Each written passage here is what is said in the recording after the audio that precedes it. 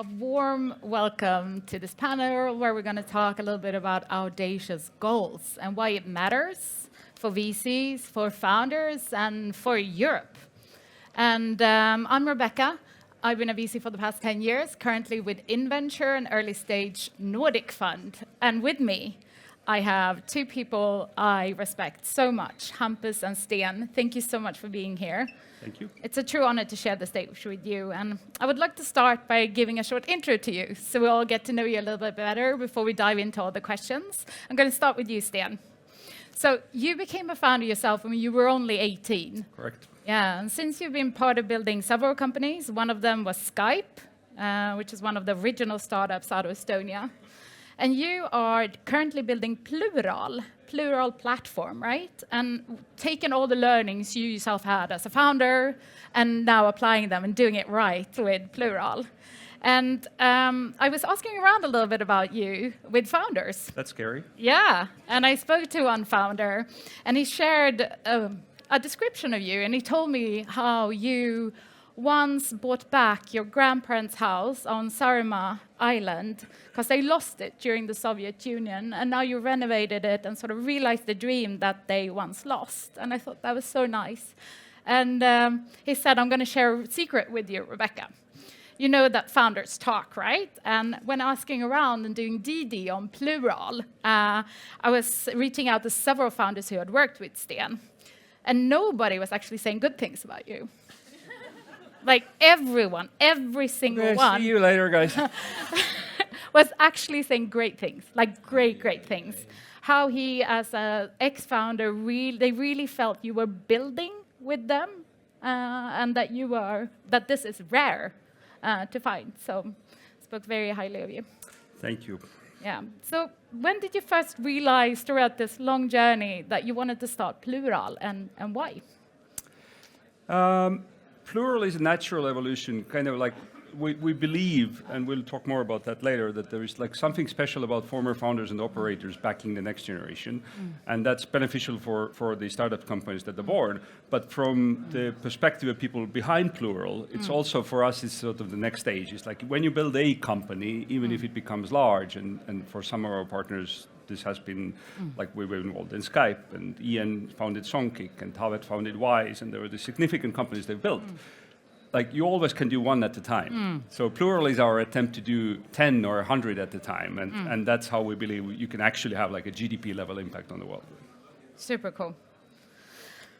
Hampus, you are the founder of Pale Blue Dot, and you've also been a founder of several companies throughout the years. One was TUT. Remind me what TUT stood for. The Astonishing Tribe. I love it. I've heard a lot of variations. A lot of lobbies have checked in, so the Estonian tribe actually also said. So like I've been a lot of tribes. I love that. And Pale Blue Dot is a very successful early stage climate fund. And you are also one of the original angel investors in Sweden. You've invested in like 100 companies or something. And I also spoke to a founder that you invested in that has known you, I think, for 15 years or so. And this founder described you as, I would say Hampus is one of the most highly respected and trusted figures in the Nordic startup scene. As one of the most prolific angel investors, he's known by most entrepreneurs, and with many having received investments from him. And founders talk, we're learning that, right? And Hampus' reputation really stands out. I never heard a single negative word about him. Regardless of how things are going, he's always there to support, focusing on what's best for the company and its founders, and it means that he's taking a lot of risks himself. He's genuine, and he is prioritizing the right things over appearances, and often straightforward advice without ego. And he's someone you can count on for honest, unwavering support, and truly one of a kind. Thank you. I like that. Can I leave stage now? So like that feels perfect now. It's like for me. And I love how you always say that you're short-term mean, but long-term kind. Yeah, it's actually my daughter who says that. Yeah. It's actually, my daughter usually says that when I comment on stuff. She says like, you're short-term mean, long-term nice. That means that I'm fine with being like saying stuff that hurts because I have good intentions. I want this to work long-term. She coined it like 2 or 3 years ago when I was doing math with her. And she said like, this is mean. Well, short-term mean, you're long-term nice. I love that. Like, okay. I love that philosophy. And what are you most proud of with your Pale Blue Dot journey so far? That's a good question. I think the thing is that what I'm most proud of, probably that Heidi, you and I, the three founders, we're extremely different people. And like, I am absurdly surprised that we can collaborate. And like, this is one of those things you can say, oh, blah, blah, blah. But like, there are times when I'm just like, I feel like I'm traveling with a married couple who can fight about who gets to use the spoon first level. I'm just like, yeah. But the amazing thing is we can work together. And I'm actually super proud of the fact that we can handle our absurd differences. We had in Monday morning, you had looked into packing cubes, into buy a new bag, and we talked about coffee. We had a super important meeting, and you will start about packing cubes. And Heidi said, "What's packing cubes?" And I shouted to her over, "Are you putting your garments in your bag?" And she stared at me like, "You're two weirdos. You're so weird." It's like, so I think that it's so great that we can work together, even if we're very idiosyncratic. And that's honestly, like, it makes me happy every week to think, oh my God, that we can support each other on this. Maybe that's where magic happens as well, right? But also where like lightning spark, both positive and negative, I would say. I think so too. Okay, so now we warmed up and getting to know you a little bit better. So we're going to talk a little bit about audacious goal setting as a VC. And I think we often criticize founders for not being sort of audacious enough or not thinking big enough. Well, honestly, quite a lot of VCs are exactly the same. And I think you two are a little bit different. So Sten, do you want to share a little bit about your very audacious goal for Plural and why it came about? Yeah, so I think Plural is extremely biased to Europe. So we have been building in Europe. We are European. We really believe that Europe has a massive untapped opportunity of sort of talent and brave ideas in academia and entrepreneurs that can make things happen. But we always kind of tend to hit the ceiling. The way I think about ecosystems development, and it applies to Europe as a whole, but also like particular cities or countries in Europe, is that like it starts from the bottom of the pyramid. It starts with new company creation. It's like, how far do you have to travel to raise how much money? And there's like many places where you can do early stuff. But somehow, as we grow, there are things that happen that, okay, you can raise your 500,000, you can raise your 5 million, you can raise your 20 million in Europe. Oh, okay, for 40, 60, now I'm going to flip to the US. Now I'm going to raise money from elsewhere. Oh, I need to go public. Oh, now I need to go away from Europe. And so I think Plural's, like our view is that how can we sort of notch that ceiling forward? How can we ensure that European founders build with very super ambitious mindsets and not stop on the way, not sort of bail out? Like we have, I don't know, we're in a massive AI wave right now. That was basically kickstarted by a London-based company called DeepMind. What would it look like if DeepMind was a 150 billion European company instead of selling to Google in year 2? So like that's the mindset. And when we say GDP level impact on Europe, just to quantify that, US has 6 or 7, depending on the day. Now probably Elon is back on the list, right? $7 trillion companies. Europe has, out of the top 30 largest tech companies in the world, Europe has 2, and none of them are trillion-dollar companies. The largest European companies are ASML and SAP. I don't know if you think of it as the innovation powerhouse of the century, but these companies are the largest we can do today. The top 30 largest tech companies are 100, 150 billion and up in valuation. European GDP is 18 trillion. So basically, that's the ballpark we're talking about. Like by creating one more company on top 30 list in the world, we've had the GDP, it starts to register on the GDP level impact. Like you get to a percentage point of GDP. And I mean, leaving outside, like is valuation versus GDP the right metric? But like with that mindset, like if we create one more 100 billion plus tech company in Europe in the next decade, knowing how power law works, we've created 10 decacorns, 100 unicorns, hundreds of thousands of jobs, the tax revenues, the exports, the sovereignty, like all of these things. And this is what really gets our blood pumping in Plural. Like as my partner Tavet says, who's Wise is now a 10 billion euro company, but Tavet is like, building Wise was fun. You know what's more fun? Like 100 Wises. And so this is what we're trying to do. I like that.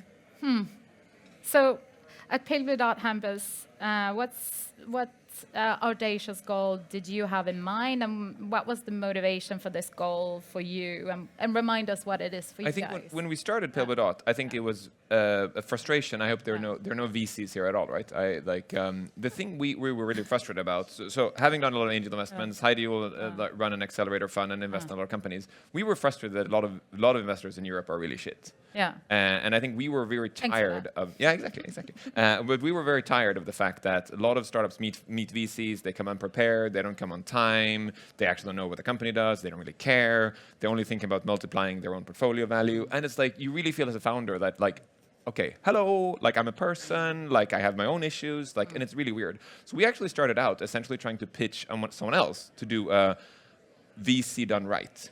And then, as always, when you pitch someone else enough times, you just feel like, okay, fuck it, we have to do it ourselves. So we start out by saying, okay, what would a new VC do if it was started like in the modern times? And we really felt like, okay, so you have to be very founder first. You have to come in and say, we're going to be in their journey. We will have complications. Everyone says that, though. Right? Yeah, no, I know. But I think the difference is I find most people who are VCs, first of all, they come from money management. They're coming from like a private equity fund. But the other problem is, I think a lot of VCs come in. I mean, VC economics, there's 2 and there's 20. Like you have a management fee and you have a carry. The problem is a lot of VCs are 2 funds. They're working to get a high salary and get money out. And there are very few funds in Europe that are 20 funds. Because we don't have as many micro funds and we don't have a lot of founders who started funds. If you're a founder starting funds, you want the upside. You're asking, can we build another $1 trillion company? Because that's the 20. That's like when you actually get the kickback. When you meet most VCs, you realize they're working. They're at a day job. They don't want to do this on the weekend. Can we do it on Monday, by the way? And no, I haven't read it because my associate is sick. And you just feel like, what?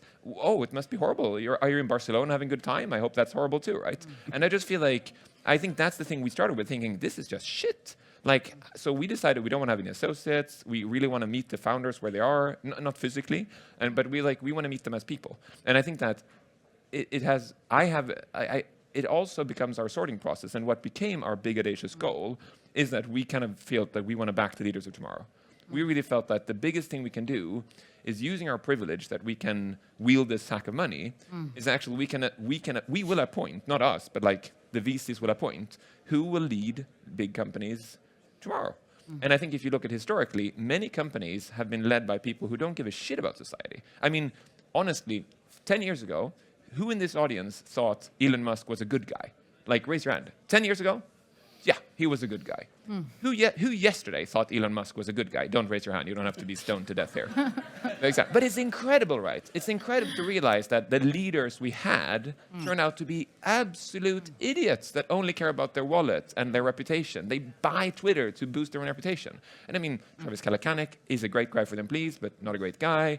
I mean, Mark Zuckerberg is on a surfboard and taking pictures of himself. It just feels like the society is falling apart and you don't care. And I think that's what we've realized, that our biggest contribution we can do is appoint who we think should lead big stuff. Maybe to quantify that, one thing when we were studying Plural, we looked at the numbers. If you look at the top tier 1, tier 2 VC firms in the US, and you look at the people investing in startups, about 60% of these individuals, the general partners, have built and operated companies at scale before. Yeah. In Europe, that percent is 8. Yeah. So 90% plus of European VC of the past generations has never built a company. They have been great bankers, consultants, advisors, so forth. And that's fine. Like, there's a role in the investment game to people who can build a mean spreadsheet, right? Yeah. But there's something special. There's something some empathy that you have only if you've been in those founders' shoes. And I think the structural issue for Europe is how do we shift these structures in a way that people who have built great companies do want to become investors. And there are exactly, and not like put the money in a family office that invest in a fund and then take a step back. But I think it's so weird as well, because there's nothing that makes my blood boil and be as frustrated when a VC says, "Oh, we're fundraising this quarter." It's kind of like running a startup. Like, we also go fundraising. I feel like, fuck you. It's like, seriously, because when you're running a startup, what people don't understand is that the biggest problem you have is not running out of money or fundraising. It's that you have a complete identity crisis. You meet people at a party and there's like, so you left your job to do, what is it again? Crane lifting optimization, right? And you stand there like, no, we actually pivoted. We measure cranes. And like, oh, yeah, and ABB doesn't, yeah, but we're doing it with computer vision. And, but you're a finance degree. And you just stand there like, fuck, I should just take a normal job.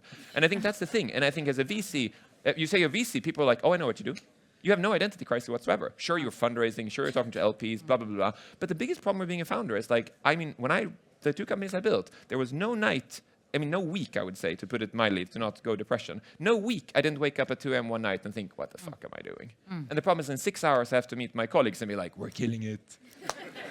And like I realized I have 6 hours to move from what the fuck to this, to that. And I have to do it every day, right? Every day I have to go into the office and tell people, like, somebody says, I'm leaving and quitting. And you're like, no, you're not. We're winning. And you're like, I also want to quit. I don't know what I'm doing. I have no idea what I'm doing. I just want to. And people say, oh, do you think you're the best CEO of their company? You're like, I don't think I'm best at anything. Anything. I can bake really well, okay?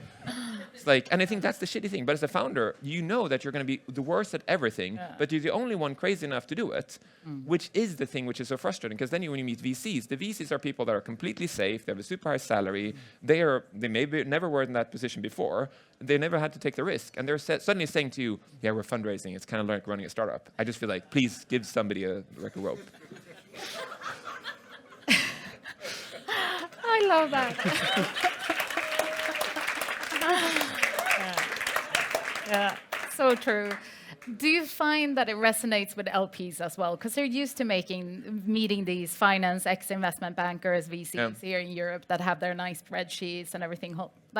Yeah, I would say that. I mean, there are 2 reasons where we didn't talk about this with our LPs at all. At all, we didn't say at all. Number 1 is I think that one problem we have I'm not sure if it's Europe, but a problem we have, if we would raise your hand and say we want to do this for climate, we want to increase GDP, they would immediately say, how do you measure it? And by the way, we're going to measure your carry on it. I had a great conversation. I think it was it Nick at Planet A? I think he said when they got money from EIF gives you they look at how much carbon you subtract from the planet, and they reduce your carry, like your bonus as a VC you get, depending if you don't meet those goals. And then Nick turned around to EIF and European Investment Bank and said, hey, if we do more carbon, do we then get a higher carry?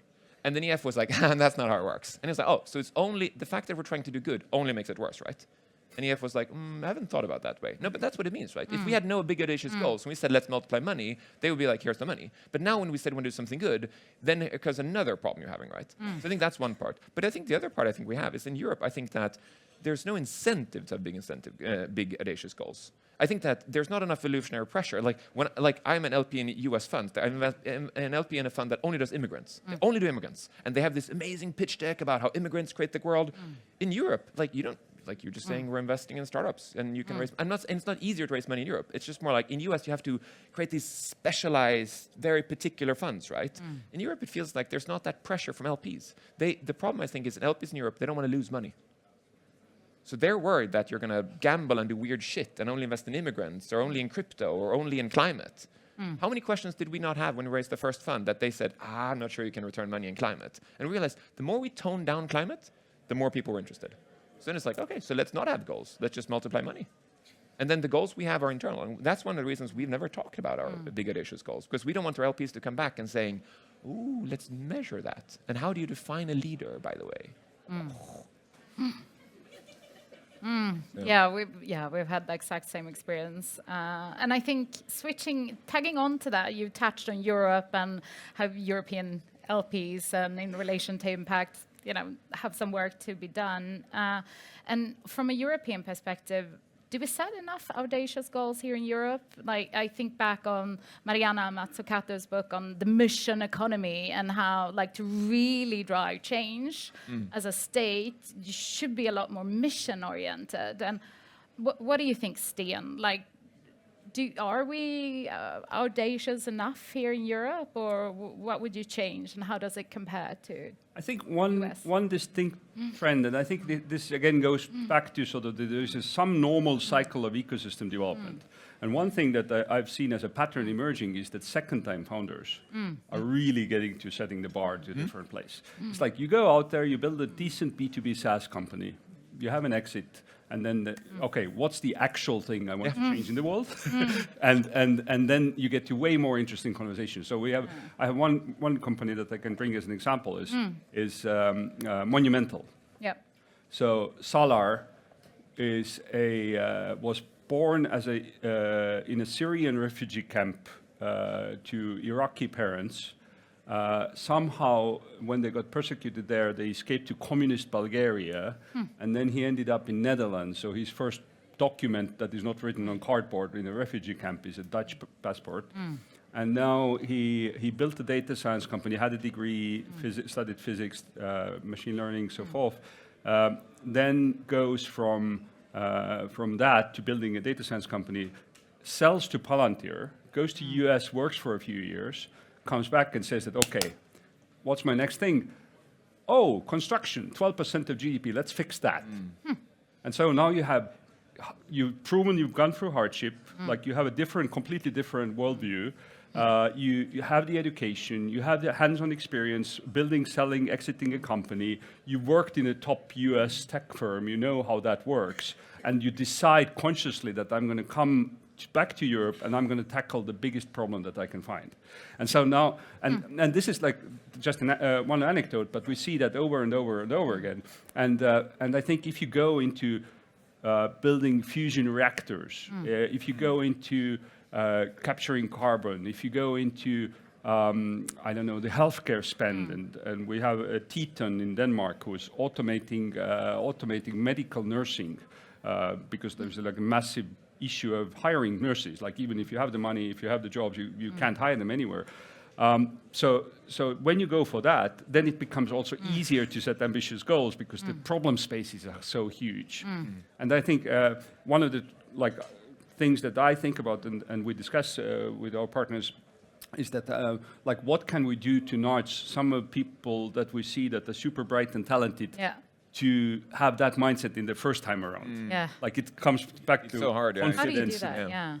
I think about this a lot. There's an amazing book I love, which is called Second Mountain, which is really the whole premise is the first mountain you climb for yourself, the second mountain you climb for others. And I've seen that so many times. Like you start a company, you build a company, you're so like, you're going to learn CAC and LTV ratios and like you're trying to figure out the second mountain, you're just go like, hey, okay, what do I actually want to do? Like actually, what do I actually want to fix? And I get it. I think that many founders, like the first company is something they stumbled into. They just happen to be there and then. So I think about that. And I think to her book, I think that I find the problem in Europe is also that I think that governments should work on being customers. I think the headache is a lot of governments are trying to regulate, which is not bad. Regulation can be great. But I think the headache is that because Europe has a lot of different countries, so if you're going to build a new fusion reactor, every single country will say it's going to be in Germany, no, it's going to be in UK, no, it's going to be in France. And it's like, yeah, sure, it's complicated, right? But I think that's the problem I think Europe needs to solve, which I think if you look at many things that fueled innovation historically were shitty stuff like military. But the thing is like the biggest problems we have are stuff like these. It is the healthcare crisis. It is the climate crisis. It is like reindustrialization. Like right now, Europe is losing all of its industries, right? It's so clear that these problems are happening. And the cool thing, if you can put a cool thing, the cool thing is the biggest problems, yeah, they're also the biggest markets. It's, of course, the biggest market. I mean, healthcare, nurses, yeah, that's a huge market, right? And of course, what gets you up in the morning, what makes you happy? Like building a B2B SaaS expense software company or helping nurses. It's like kind of easier, the second one, right? And I think, like tactically, right now we are in a window where, because of what the Americans chose to do this week, if U.S. economy turns their back on European defense, gets more insular about space, oh, by the way, goes back to oil. Cancels the Green Deal. Yeah, where is the largest market with most talent who actually might care about these things and sorting these problems? I think it's like instead of moaning about it, it's becoming more of a opportunity window that we just need to grab. Yeah, we talked about this before, how it can actually be an opportunity. But that's the thing as well. It's like I really wish that European governments were better at just saying we're a customer. Because I feel like even corporates... What do you mean with that? Like, I think that I get surprised. Like, you know, back in the day when you met a corporate or a corporate venture who says, like, we can invest in you, we can give a lot of expertise, and you're just like, just buy my product. Just buy my product, and I promise you that's the best you can do, right? And it's just like, the expertise you give is like, be a user, right? And I feel like it's so complicated when governments say the same. We want more green jobs in Sweden. Just buy them! Just pay for it. And now Sweden is like, oh, we can't have wind farms, by the way. Why not? Oh, it disturbs the military. Well, Denmark have wind farms, and they put radar stations on their wind farms, which means they have better view over the sea. Have the Swedes talked to the Danes at all, ever? It just feels like it won't make it a problem. Like, don't have to. How does Same with nuclear power, right? It's too totally expensive, but you set the prices. Exactly. It's so weird. It's like, and it's like one of the problems in nuclear is exactly that. Like, if you just said we put a subsidy on nuclear power, we'll guarantee this price, and by the way, we'll cover the insurance. the equation works. Oh, wow, it works. But then, I mean, look at then in the US, Microsoft, Amazon, some of the most evil companies we have. Who loves Azure? Now suddenly it's like starting a power plant. Who thought 3 Mile Island? My dad is a nuclear scientist. I mean, it's like now the next thing is, well, will we start up like Fukushima? Like what's? I mean, it's just madness to think they start up a nuclear reactor that's gone. That's the power you have when somebody says we're going to do it. And the problem is, like in Europe, people are like, yeah, let's make sure we don't have chatbots on our phones. And it feels like, yeah. We're about to run out of time, and I wanted to do a quick rapid fire at the end.